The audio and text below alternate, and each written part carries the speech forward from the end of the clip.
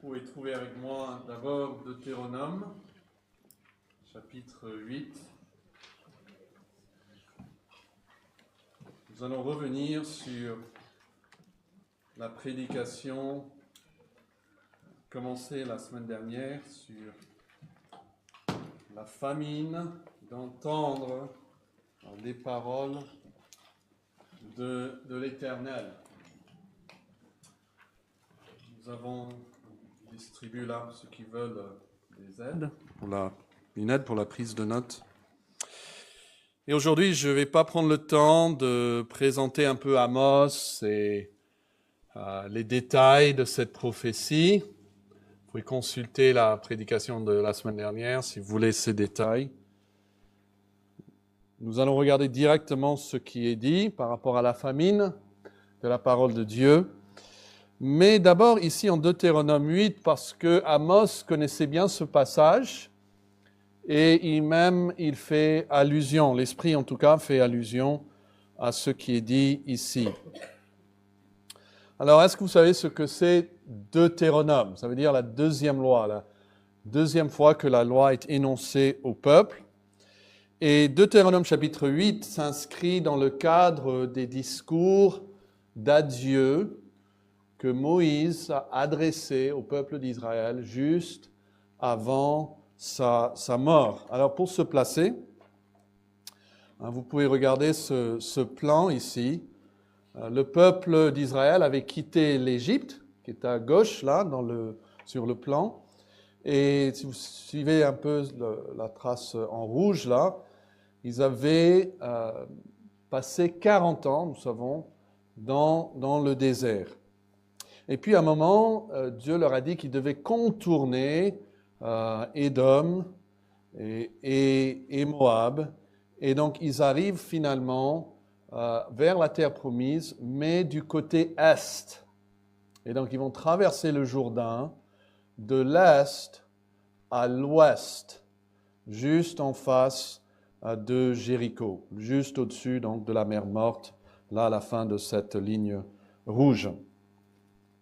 Et Moïse parle à une nouvelle génération. Vous vous rappelez, tous ceux de la première génération sont décédés pendant ces 40 ans. Et cette nouvelle génération est appelée à vivre bientôt dans la prospérité, dans l'abondance. Et le danger qu'ils ont, c'est d'oublier cette leçon que Dieu a prise au peuple pendant 40 ans d'errance dans le désert. Et Deutéronome 8, dit un commentateur, ça offre une perspective théologique importante sur les 40 années d'errance dans le désert. En fait, il va regarder en arrière à ces 40 années.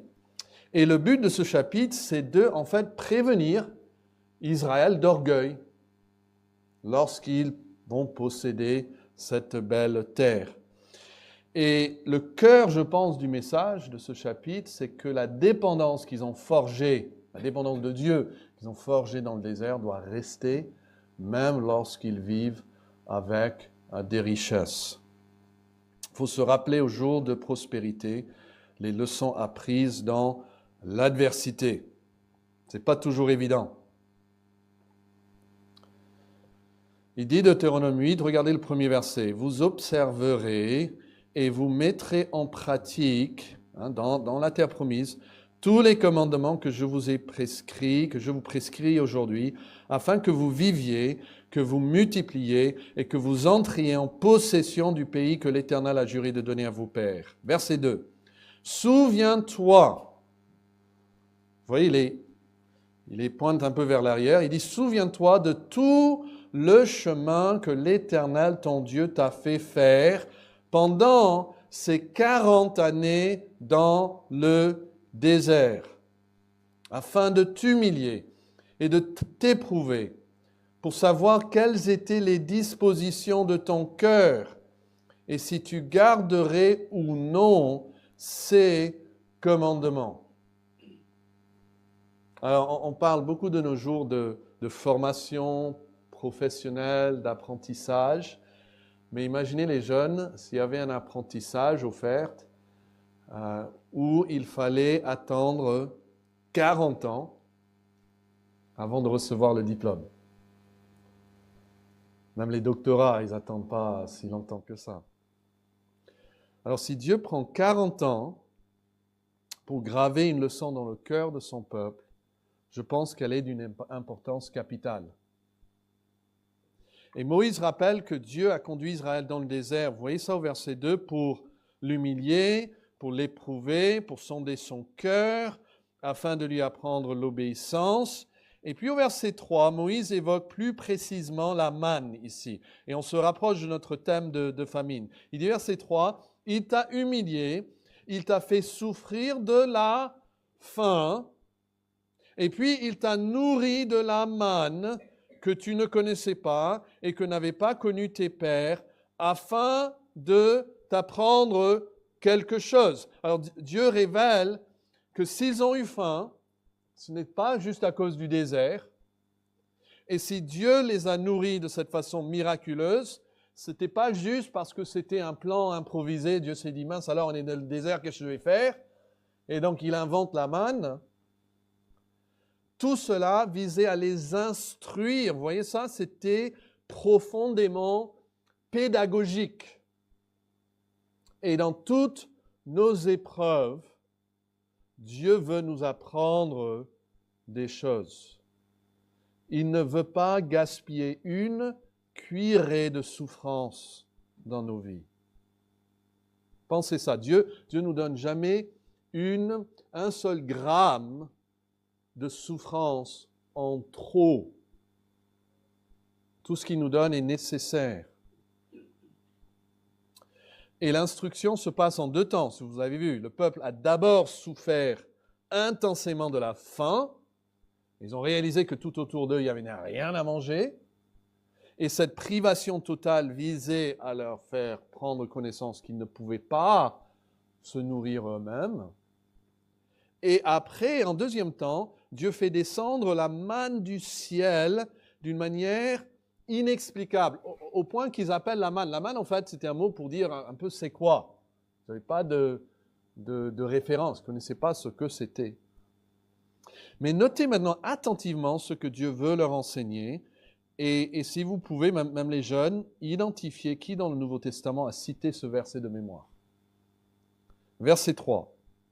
Il t'a humilié, il t'a fait souffrir de la faim, il t'a nourri après de la manne que tu ne connaissais pas et que n'avaient pas connu tes pères, afin de t'apprendre que l'homme ne vit pas de pain seulement, mais que l'homme vit de tout ce qui sort de la bouche de l'Éternel. Alors, il y a une vérité essentielle qui est posée ici. Et c'est que la vie de l'homme dépend de la parole de Dieu. C'est tout simplement cela, et dans 2 sens. Et je pense qu'on peut tous comprendre ces 2 sens. Dieu veut leur apprendre 2 vérités là-dessus. D'abord, Dieu seul peut les soutenir physiquement, même pour leur corps. On peut appeler ça la parole de Dieu qui donne le pain. D'où vient le pain? D'où vient ce que nous mangeons, ce que nous allons, j'espère, manger même aujourd'hui? Tout cela vient de Dieu. C'est pour ça que Jésus peut facilement multiplier le pain, comme il l'a fait à plus d'une seule fois lorsqu'il était sur la terre. Toute soutenance physique donc vient de Dieu. Seule la parole de Dieu peut nous garder en vie. Que ce soit par des fruits succulents qu'ils allaient bientôt avoir dans la terre promise, ou que ça vient grâce à la manne qui tombe directement du ciel. Tout cela vient de Dieu, et une façon de pourvoir à nos besoins est aussi facile qu'une autre. Et il peut nous donner nos provisions si notre compte bancaire est bien rempli ou s'il est dans le rouge. Tout vient de Dieu. Et voici la parole donc derrière le pain, ou la parole qui donne le pain. Dieu contrôle la santé, la vie, la mort. Il leur dit même en Deutéronome, c'est moi qui fais vivre et c'est moi qui fais mourir. Dieu soutient la création par sa parole. C'est clair dans la Bible. Par exemple, le psaume 33 dit, les cieux ont été faits par quoi? Ils ont été même créés par la parole. Vous lisez ça en Genèse. Dieu dit et la chose fut. Il dit ici et la chose arrive. Même c'est une citation ici de ce verset. Et la même parole qui crée le monde, ou qui a créé le monde, maintient l'ordre dans le monde. Hébreux 1 nous dit que Christ soutient toute chose. Comment? Par sa parole. Si Dieu cessait d'exister, nous cesserons aussi d'exister. Les atomes qui restent ensemble, c'est la parole de Dieu qui les garde ensemble. Ça, c'est une leçon. C'est Dieu qui donne le pain. Mais il y a une deuxième leçon. Et c'est que ce même Dieu qui donne le pain, il est le seul qui soutient la vie spirituelle par sa parole. C'est-à-dire que la parole, ça on peut appeler ça la parole de Dieu au-delà du pain. Vous voyez la différence? Il y a Dieu qui donne le pain, mais même si Dieu nous donne le pain qu'il nous donne ne suffit pas. Vous voyez, il dit, il faut apprendre que l'homme ne vit pas de pain seulement, même si ce pain vient de Dieu. Mais l'homme vit de tout ce qui sort de la bouche de Dieu. La soutenance physique n'est pas suffisante. L'homme a besoin de quelque chose de plus. Il a besoin de la parole de Dieu elle-même pour soutenir leur vie. Et c'est Frédéric Godet dans la Bible annotée qui dit que l'homme a des besoins supérieurs à ceux du corps qui, non satisfaits, le tourmentent tout autant que ceux-ci. Vous voyez, donc l'homme a des besoins physiques. S'il n'a pas, c'est la famine. C'est un tourment d'avoir faim. Mais l'homme a d'autres besoins spirituels. Et donc, il y a une autre sorte de famine aussi que l'homme peut connaître. Et nous voyons ça aussi dans la Bible, dans le Nouveau Testament. Par exemple, en 1 Pierre, il parle du fait que nous sommes régénérés comment? Par la parole. Par la parole vivante et permanente de Dieu. C'est sa parole qui nous donne cette vie spirituelle. La parole de Dieu, Hébreux 4 nous dit, est vivante et efficace. Philippiens l'appelle une parole de vie. Vous vous rappelez quand Jésus est mis à l'épreuve précisément dans ce même domaine, lorsqu'il est tenté par le diable, Satan veut le tenter à obtenir le pain sans passer et sans dépendre de la parole de son Père.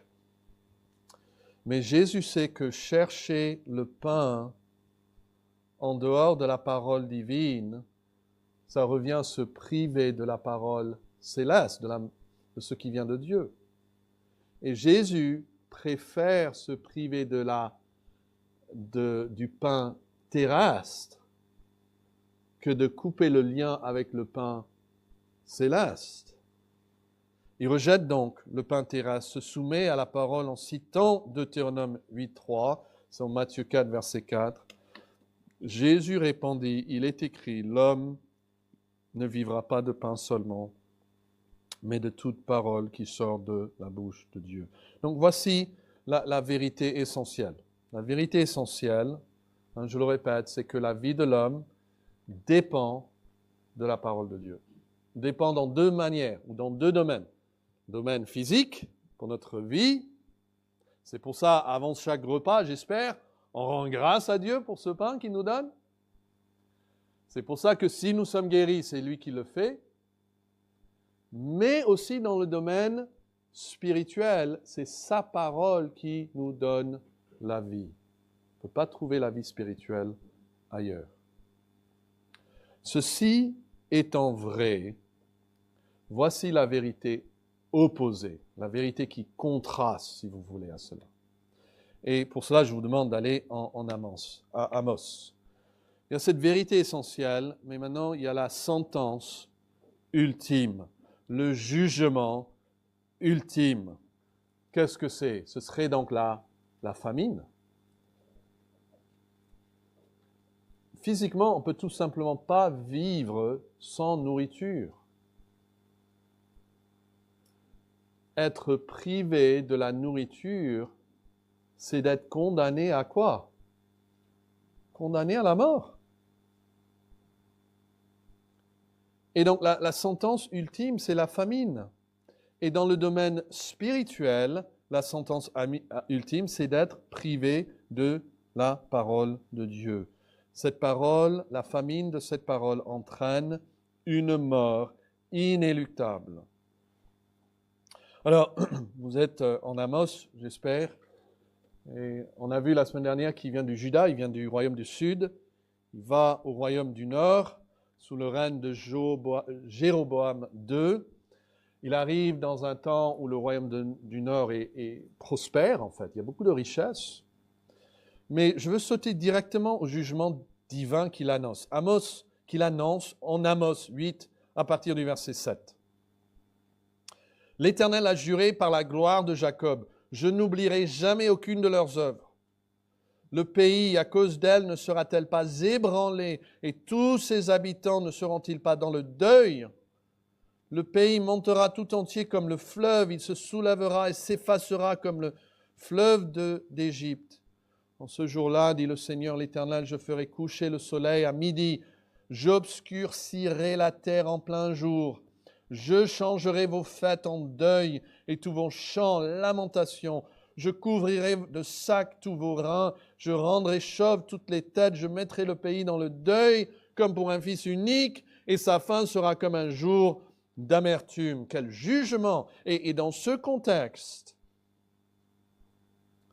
voici maintenant une annonce frappante. Une famine s'approche, mais d'une nature insoupçonnée. Regardez verset 11. Voici les jours viennent, dit le Seigneur l'Éternel, où j'enverrai la famine dans le pays. Non pas la disette du pain et la soif de l'eau. Ce n'est pas ce genre de famine qui vient naturellement à l'esprit. Mais voici une réalité bien différente. Mais la faim et la soif, ou une famine, d'entendre quoi? Les paroles de l'Éternel. Et je vous ai demandé de souligner même cette phrase pour qu'elle ressorte devant vous. Une faim et une soif d'entendre les paroles de l'Éternel. Et pour nous encourager à la lecture cette année, nous avons considéré d'abord la caractéristique fondamentale de cette famine, c'est que Dieu juge en se taisant. Il arrête de parler. Et il prive ainsi l'homme de la parole qui donne la vie. Dieu retire sa parole qui seule peut donner la vie. Comme si on offre un repas à quelqu'un, on y va tous les jours, on leur offre un repas, on revient le lendemain, le repas est toujours là. On le prend, on met un autre bon repas. On revient le lendemain, le repas est toujours là. On voit qu'ils n'ont pas touché le repas. On va finir par se dire, on n'apporte plus de repas. Et nous avons vu aussi les causes profondes de cette famine. Ce texte décrit une famine spirituelle provoquée par notre propre refus d'écouter la parole du Seigneur. On a vu que la famine est venue parce qu'en fait, ils avaient méprisé et puis rejeté la parole. Elle était là, mais ils l'ont méprisée pendant trop de temps. Et puis, ils connaissent la famine de la parole parce qu'ils refusent de revenir là où Dieu a choisi de se révéler. Au début du livre, Dieu dit, et c'est exprès qu'il le dit ainsi, de Sion, l'Éternel rugit, de Jérusalem, il fait entendre sa voix. C'est-à-dire, Dieu parle de Jérusalem, mais il parle au royaume du Nord. Ils ont coupé les liens avec Jérusalem. Ils ont tout fait pour que les gens n'aillent pas à Jérusalem. Et Dieu dit, c'est de là que je parle. Et pour des raisons sociales, des raisons politiques, ils ne voulaient pas revenir à Jérusalem. Chercher Dieu ailleurs, oui, chercher Dieu à Bethel, chercher Dieu là sur les monts où on a construit des hôtels, idoles en fait, des hôtels. Oui, mais pas à Jérusalem. Et Dieu dit, non, non, il faut revenir à Jérusalem pour écouter la voix. Et ils refusent. Ils refusent de revenir là où Dieu a choisi de se révéler. Je me rappelle une fois, quelqu'un est venu un dimanche matin et il m'a dit après qu'il était en fait policier. Il ne voulait pas trop que les gens sachent. Mais en parlant, il a dit, vous savez, je suis d'accord avec 10% de ce que vous avez dit. Je me suis dit, bon, c'est mieux que 5. Et puis il m'a dit, vous savez, non, Dieu peut me parler dans la Bible, mais moi je pense que Dieu peut me parler dans la rue. Que quelqu'un il passe, il me dit quelque chose, et voilà, ou Dieu me parlait dans d'autres religions et d'autres philosophies. Voilà. Dieu me parle de maintes reprises. Je me rappelle de quelqu'un d'autre qui est aussi venu à notre culte, et après je lui ai posé la question s'il lisait la Bible, il disait, non, je ne lis pas la Bible, mais j'écoute beaucoup le Saint-Esprit. Alors, je ne sais pas où il le trouvait, mais pas dans la Bible. Et vous voyez, ces gens, ils vont ici, à droite, à gauche, pour écouter, pour trouver Dieu, mais pas vers Christ. Pas vers celui qui a dit, je suis le chemin, la vérité et la vie. Et Amos souligne cette contradiction. Regardez chapitre 5 rapidement. En Amos toujours, c'est pas loin. Chapitre 5 et verset 4. À la fin de ce verset, il dit, « Cherchez-moi et vous vivrez. » Vous voyez ça? « Cherchez-moi. » Mais juste après, il dit au verset 5, Amos 5, verset 5, « Mais ne me cherchez pas à Bethel. » Vous voyez? Ne cherchez pas Bethel. N'allez pas à Gilgal, ne passez pas à Beersheba, etc. Cherchez-moi et vous vivrez, mais ne me cherchez pas au mauvais endroit. Et Jérémie 2 parle de cela. Il dit, mon peuple a commis un double péché. Ils m'ont abandonné, moi qui suis une source d'eau vive, pour se creuser des citernes crevassées qui ne retiennent pas l'eau. Alors où est-ce que nous allons cette année? Où est-ce que, pour nous divertir, pour trouver la satisfaction, pour trouver de l'eau spirituelle? Mais aujourd'hui, nous voulons voir une troisième chose, et ça, c'est les conséquences spirituelles de cette famine. Imaginez que vous êtes quelqu'un et vous méprisez la parole de Dieu. Et puis quand vous cherchez à régler les choses, vous n'allez pas vers Dieu, vous allez vers autre chose. Quelles seront donc les conséquences pour vous, pour une nation, pour une famille, pour toute une communauté? En considérant la caractéristique fondamentale de cette famille, nous avons vu que Dieu juge en se taisant. Il prive l'homme de sa parole. Mais, et que ce n'est pas c'est pas un accident. Hein. Notez encore verset 11. Voici les jours viennent, dit le Seigneur, l'Éternel, où j'enverrai la famine dans le pays. C'est Dieu qui choisit. Dieu a parlé, sa parole a été méprisée. Alors Dieu retire sa voix, il envoie cette famine. Donc on peut dire dans un sens que le jugement suprême n'est pas la souffrance, mais le silence. Il y a des gens qui souffrent, mais on sent qu'ils sont épaulés, ils sont soutenus, ils sont aidés.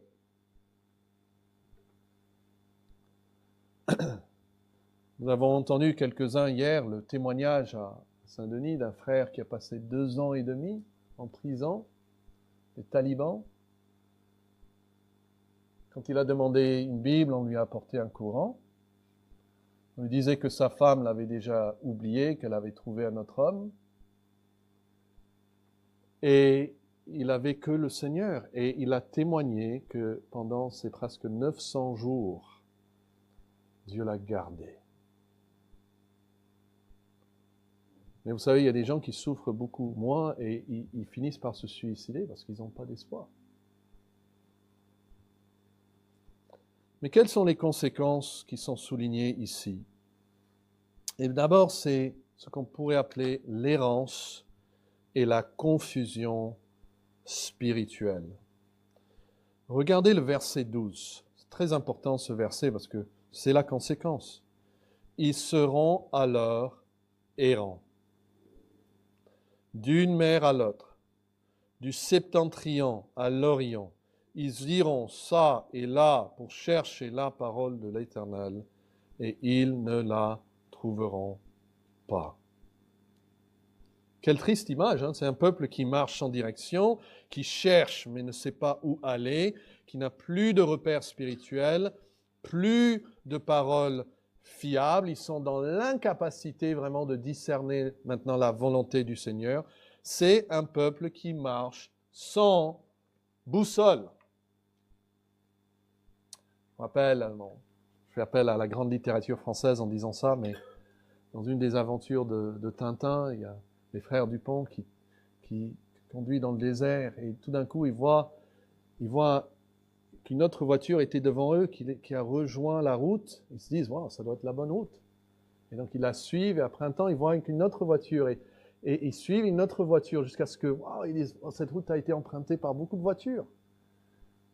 Et ils terminent par réaliser quoi, qu'ils tournaient en rond et qu'ils suivaient leur propre trace, en fait. Parce qu'ils étaient sans boussole. Et l'homme fait ça spirituellement. Sans parole de Dieu, il n'y a pas de discernement, il n'y a pas de direction, il n'y a pas de stabilité, mais il y a quand même ce désir. Mais c'est un désir tardif, c'est un désir qui finit par être inutile. Et ça, c'est vraiment l'ironie tragique de ce passage. C'est que le peuple qui n'a pas voulu écouter la parole de Dieu lorsqu'elle était disponible, la désire quand elle est retirée. Ils ressentent toujours une soif spirituelle. C'est pour ça qu'ils vont commencer à errer. Parce que cette soif n'a pas disparu. En fait, elle devient peut-être plus intense, mais elle reste insatisfaite. La faim spirituelle devient angoisse, pas consolation. Il y a toujours la faim après le rejet. La faim ne disparaît pas. Il y avait une partie du mouvement des Lumières, notamment en France, qui croyait en fait que la religion était un vestige archaïque et que la modernité, la science, l'éducation allaient conduire à une culture entièrement sécularisée. L'humanité entrerait donc dans une ère post-religieuse. Voltaire, par exemple, il voyait la religion traditionnelle comme un ensemble de superstitions destinées à s'éteindre avec le progrès de la raison. Il écrit que la philosophie, je cite, écrasera l'infâme, c'est-à-dire l'obscurantisme religieux. Pensez que l'éducation, la critique rationnelle conduirait les peuples à se libérer de la religion.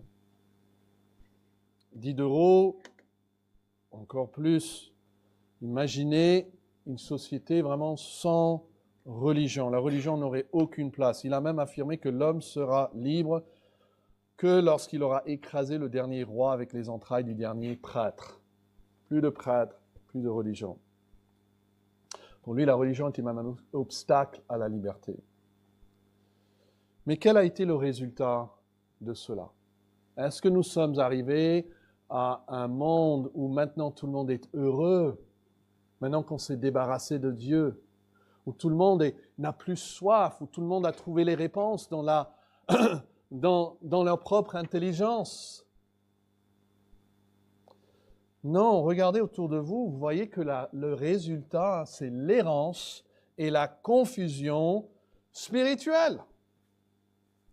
Regardez encore le verset 12. Ils seront alors errants d'une mer à l'autre, du septentrion à l'orient, ils iront ça et là. Vous voyez ce verbe traduit « ils iront ça et là ». Dans la Nouvelle Bible seconde, c'est traduit « ils iront en titubant ». Et en fait, ce verbe traduit « aller ça ou là » ou « tituber » ou « chanceler » évoque l'état de famine de ceux qui recherchent les paroles de l'Éternel. Ils n'ont pas la force, donc ils essayent, ils tâtonnent, ils cherchent, mais ils ne trouvent pas. Ils vont d'une mer à l'autre, du nord à l'est, c'est-à-dire ils couvrent tous les points cardinaux et dit qu'une recherche menée un peu partout. Et les personnes sont constamment en train de chercher des réponses. Si vous voulez avoir beaucoup de personnes qui regardent votre vidéo sur YouTube, il faut offrir une certaine réponse à quelque chose. Parce qu'il y a toujours un appétit pour des réponses. 1 Timothée 3,7 parle de ceux qui apprennent toujours et ne peuvent jamais arriver à la connaissance de la vérité. Éphésiens 4 nous dit que Dieu a donné à l'Église, entre autres, il a donné des pasteurs enseignants, afin que nous soyons plus des enfants, notez ce langage, flottant et emportés par tout vent de doctrine, par la tromperie des hommes, par leur ruse dans les moyens de séduction. Ça c'est l'image de ce monde. Des personnes qui flottent, emportées à tout vent de doctrine, d'enseignement.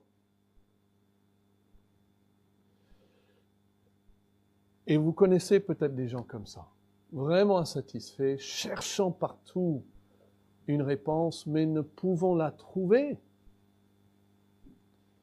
Et la deuxième conséquence qui est soulignée, c'est finalement l'effondrement spirituel et la mort.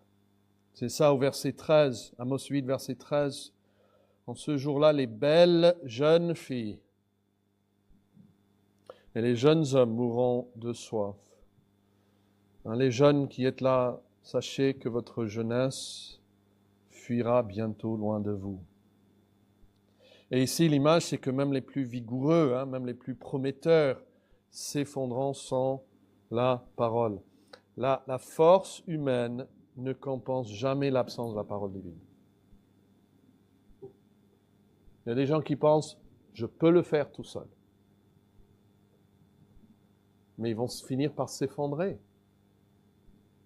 Parce que l'homme ne vit pas de pain seulement, mais de toute parole qui sort de la bouche de Dieu. Le Proverbe 14, verset 12 dit « Bien des hommes pensent être sur le bon chemin, et pourtant ils se trouvent sur une voie qui finalement mène à la ruine ou à la mort. » Crois être sur le bon chemin. Oh oui, je suis sur le chemin, mais c'est un chemin qui mène vers la mort. Alors mes amis, qu'est-ce que vous faites? Où cherchez-vous la vie? Voici ce qui vous annonce votre avenir si vous tournez le dos à la parole de Dieu. Alors quel est donc le chemin de guérison? Quel est le chemin de guérison face à cette famine? Ce qui est triste, si vous regardez en Amos 8, en fait, il n'y a aucun remède. Le silence et le jugement. Et même s'il cherche, il n'y a pas de remède jusqu'à ce qu'il tombe et qu'il meure. Et il n'y a aucun appel à la repentance, aucune promesse de restauration, aucune parole salvatrice. Le peuple cherche la parole de Dieu, mais Dieu ne parle plus. C'est un peu l'image là que le frère Wilson nous a évoquée avec Lazare et cet homme riche là qui, après sa mort, là, il cherche. Il est assoiffé, il veut juste une goutte d'eau. Et Abraham lui dit, c'est trop tard. C'est trop tard. Il n'y a pas d'évangile annoncé en enfer. Et ce temps viendra pour chaque personne ici présente qui continue à rejeter la parole de Dieu. L'enfer est un endroit d'une soif intense, sans aucune relâche. Mais même si Amos 8 ne propose pas de solution, le livre entier montre clairement quel était et ce qui reste le chemin de la guérison. Et c'est résumé par cet impératif central que nous avons déjà lu en Amos chapitre 5, et verset 4 et verset 5, c'est chercher l'Éternel au bon endroit. Au bon endroit. Amos 5, verset 4, « Cherchez-moi et vous vivrez. Ne cherchez pas Bethel, n'allez pas à Gilgal, ne passez pas à Beersheba. » Mais le verset 6 dit, « Cherchez l'Éternel et vous vivrez. » Alors, quand nous avons de vrais besoins, vers qui allons-nous? Où est-ce que nous allons trouver l'Éternel? Ça, c'est le thème de l'évangile de Jean. Où trouver la parole qui donne vie? Vous ouvrez Jean, il dit, au commencement était quoi? Était cette parole qui donne vie. Et cette parole était avec Dieu, et cette parole était Dieu. C'était l'Éternel vers qui Amos appelle le peuple. Et plus tard, au verset 14, il dit que cette parole a été faite chair, et elle a habité parmi nous, pleine de grâce et de vérité, et nous avons contemplé sa gloire. Et plus tard, en un Jean encore, c'est le même auteur humain, il dit, nous l'avons touché, nous l'avons vu de nos yeux, nous l'avons contemplé. Cette parole divine, et nous vous l'annonçons, afin que vous aussi, vous soyez en communion avec nous. Or, notre communion est avec le Père et avec son Fils, Jésus-Christ. Jean 6, 63, Jésus lui-même dit, les paroles que je vous ai dites sont esprit et vie. Et donc Pierre lui dit à la fin de ce chapitre, toi, tu as les paroles de la vie éternelle. Jésus a dit, celui qui écoute ma parole et qui croit à celui qui m'a envoyé a la vie éternelle et ne vient point en jugement, mais il est passé de la mort à la vie. Romains 10, 17, la foi vient de ce qu'on entend et ce qu'on entend vient de la parole de Christ. Alors ça, c'est la réponse. Peut-être vous dites, ça me paraît un peu trop simple. Je lisais un pasteur qui est mort en fait en 1635, qui s'appelle Richard Sibbes. Et il a observé que certaines personnes, même dans leur souffrance, il a dit, ils sont scandalisés par la simplicité des instruments, choisis par Christ pour les guérir, pour leur donner sa grâce, c'est-à-dire la parole de Dieu, la prière, son Église. Il dit, il bute contre l'humilité avec laquelle Christ s'abaisse vers eux. Comme s'ils disent, il s'est abaissé un peu trop. Il juge que Christ n'a pas assumé assez de majesté en tentant alors de corriger cela par leurs propres moyens. Donc, en fait, il y a quelque chose en homme qui veut compliquer les choses. C'est l'exemple, si vous connaissez, sinon vous devez lire, l'exemple dans l'Ancien Testament de Naaman, ce général syrien atteint de la lèpre. Il s'attendait à un remède spectaculaire, digne de son rang. Mais que dit le prophète Élisée? Il lui dit simplement, va te laver cette fois dans le Jourdain. Et Naaman réagit avec colère. Pour lui, ce remède est trop simple, c'est trop ordinaire, trop indigne de sa situation. Même le Jourdain est sale pour lui. Les rivières chez lui sont plus propres et plus grandes. Il voulait un geste solennel, une cérémonie impressionnante, quelque chose qui correspondait à ses attentes. Il le dit lui-même, je pensais qu'il sortirait vers moi. Il dit plus tard, les fleuves de Damas ne valent-elles pas mieux que toutes les eaux d'Israël? Vous voyez, son problème n'était pas le Jourdain, mais son orgueil. Il ne veut pas être sauvé d'une manière si humble et humiliante. Il voulait un remède à la grandeur de sa hauteur. Je me rappelle, mon père m'a dit une fois, il vivait en Centrafrique et il avait une voiture et il a pris quelqu'un sur la route pour l'amener et lui parler du salut. Il a dit au monsieur, écoute, si je vous disais que pour être sauvé, il fallait faire 300 km à genoux, le feriez-vous? Et l'homme a tout de suite dit oui. Et après il a dit, et si je vous disais que ce salut vous était gratuitement offert en Jésus-Christ? Et là, l'homme a fait comprendre que pour lui, c'était pas crédible. Mais ce n'est lorsque on accepte d'obéir humblement à la parole du prophète qu'on est guéri. Pour Naaman, quand il a accepté, il a été guéri. Et je pense que c'est souvent ce que nous vivons. Nous voulons de l'aide, mais l'aide que Christ nous donne pour grandir dans sa grâce et dans la paix, nous paraît trop simple, presque trop ordinaire. Nous disons, bon, j'ai déjà essayé cela. Chercher Christ dans sa parole, dans la prière, dans la communion, comme nous avons entendu ce matin, dans la communion avec les frères et sœurs, être assidu au culte. Ça, j'ai besoin de quelque chose de différent. Et nous nous convainquons nous-mêmes qu'il doit y avoir une autre solution, même si nous ne le trouvons jamais. Et le message ici, c'est chercher au bon endroit. Chercher l'Éternel en Jésus-Christ. Regardez l'histoire de l'Église, vous allez voir que dans tous les siècles, l'homme a multiplié les remèdes, les analyses, les conseils, allant jusqu'à créer même. On a des langages nouveaux pour expliquer, décrire tous les maux que nous avons. Ah, vous avez ce problème, il vous faut ce remède, il faut un spécialiste pour cela. Là, c'est comme dans le monde, dans le monde de la santé, hein, il y a des spécialistes pour tout. Dans le monde de la religion, il y a des spécialistes pour tout. Il faut savoir ce qu'est votre problème, il faut trouver le bon spécialiste. Et aujourd'hui, ces remèdes personnalisés, spécialisés, affluent de toutes parts jusque dans l'Église évangélique. Et le résultat tragique est que beaucoup s'égarent d'une dévotion sincère et pure envers Christ, comme dit 2 Corinthiens 11, verset 3. Et même le cœur d'un chrétien sincère. Il reste un cœur quand même fragile qui est tenté à compliquer tout, surtout les solutions que Dieu nous donne.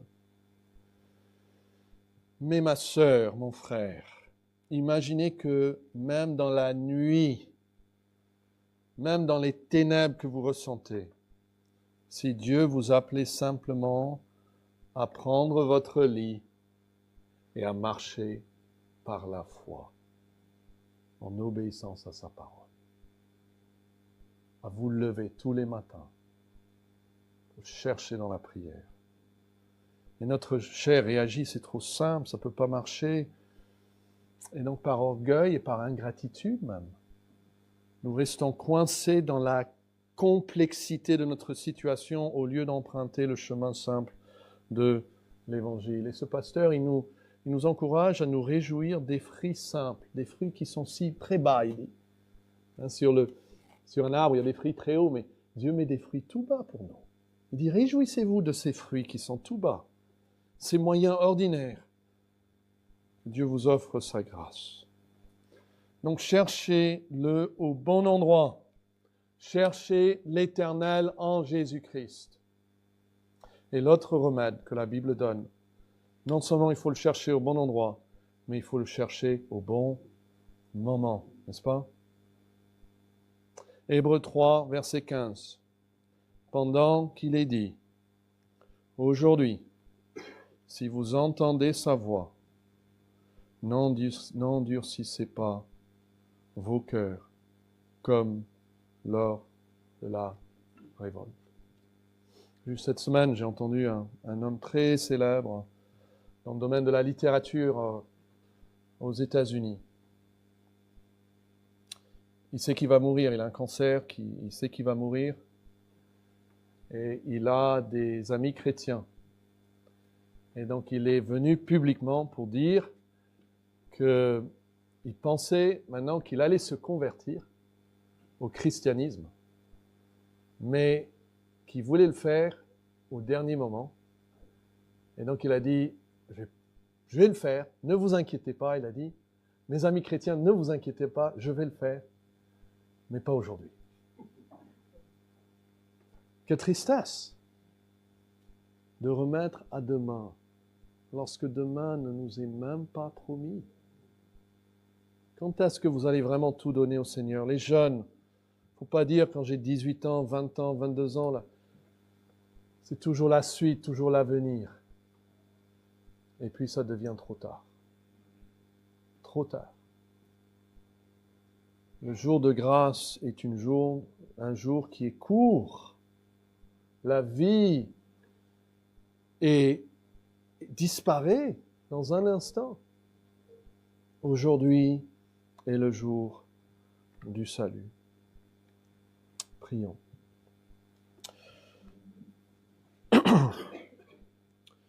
Père céleste, nous ne pouvons pas comprendre l'angoisse que ressent actuellement tous ceux qui étaient auparavant sur cette terre avec nous, mais qui sont maintenant à l'enfer, qui réalisent, qui ont pleine conscience de la vérité, qui acceptent, qui fléchissent le genou, qui disent que Jésus-Christ est Seigneur. Mais c'est trop tard.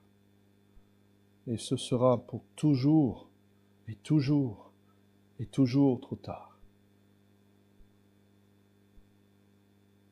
Nous prions que chaque personne ici se force à réfléchir à la durée de l'éternité, à l'angoisse et à la souffrance, à cette famine qui est annoncée pour tous ceux qui méprisent ta parole et qui refusent de se soumettre. Ô Dieu, apprends-nous qu'il est impossible de venir à toi dans le temps futur. Nous ne pouvons que venir dans le temps présent. Et que chaque jeune femme et chaque jeune homme et ceux qui sont, sans qu'ils le sachent, tout près de la mort, tu aies pitié d'eux, qui se réveillent et qu'ils ne se mettent pas à tâtonner partout en cherchant des remèdes ailleurs, mais qu'ils viennent directement et aujourd'hui même à Jésus-Christ et qu'ils trouvent en lui le salut éternel. Et pour nous qui sommes en Christ, aide-nous à réaliser que nous avons maintenant une vie spirituelle qui doit être entretenue. Aide-nous à être conscients de notre santé spirituelle et du régime que nous offrons à cette vie de Christ qui est en nous. Pardonne-nous d'avoir forcé cette famine sur notre propre vie intérieure. Aide-nous à vraiment nous délecter de cette parole céleste, à pouvoir aimer la parole de Dieu et à l'apprendre, à la digérer, même quand elle est difficile, même quand nous ne la comprenons pas trop, sachant que le plus qu'on s'y met, le plus que nous allons l'aimer et la comprendre.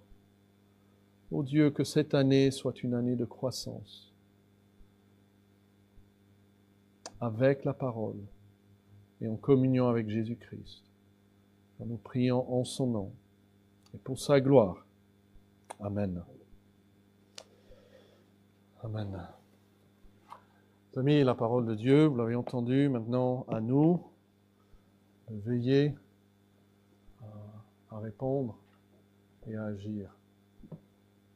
Ne donnez pas à votre âme la famine cette semaine. Elle a besoin d'être nourrie par la parole de Dieu.